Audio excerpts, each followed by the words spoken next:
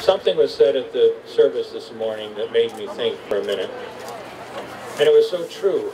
And this is kind of directed to our friends from now. And maybe even the President of the United States. They like to talk about choice, but they never talk about abortion. Imagine that you're a pro-choice doctor like I used to be. Your patient is 17 years old and she's 20 weeks pregnant.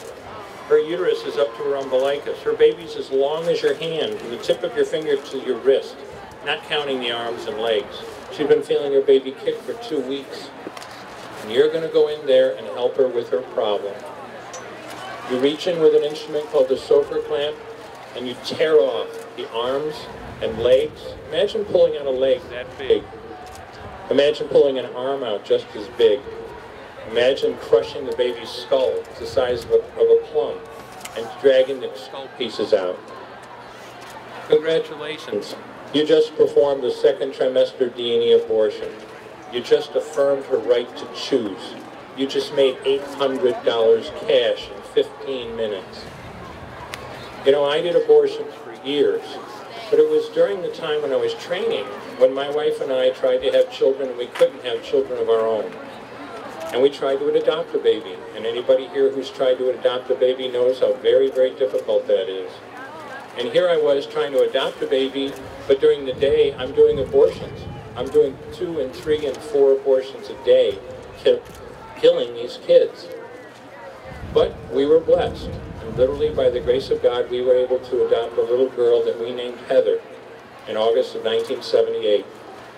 Now after all the years of trying to have a baby of our own, we finally had our daughter, and my wife got pregnant the very next month. And we had 2 kids, 10 months apart, and everything was just wonderful. Until June 23rd of 1984, Heather was exactly 2 weeks short of her 6th birthday. Sean was just a few days away from his 5th birthday. And we had friends coming over one night for cake and coffee, and the kids were supposedly playing out in the backyard when we heard the screech of brakes out in front of our house. Heather had run out in the road and got killed by a car. She literally died in our arms in the back of an ambulance.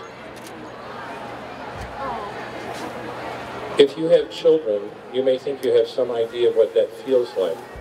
If you haven't been through this yourself, you have no idea what that feels like. I hope you never find out. But what do after a disaster? You go back to your life. And I don't know how long it was after Heather died that I showed up at OR number 9 at Albany Medical Center, just like I had over 100 times before. I'd done 1,200 abortions in the previous 5 years. But I reached in with an instrument and I pulled out an arm or a leg, and I got sick. But you know something, when you start an abortion, you can't stop. You have to make sure you get all the pieces, because if you don't, your patient will come back infected, bleeding, or dead.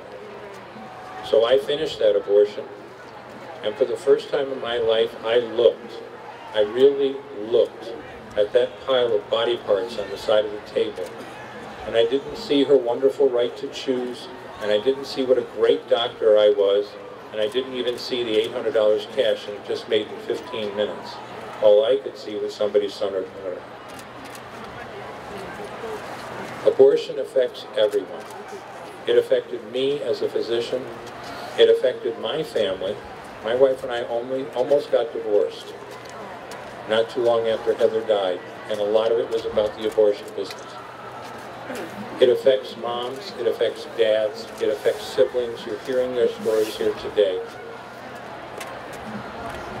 I'm so pleased that everyone here has the courage to get up and tell their story, and I'm pleased to be able to be a part of the Project for Shockwaves of Abortion, because I'm silent no more anymore. Amen. God bless you. Amen.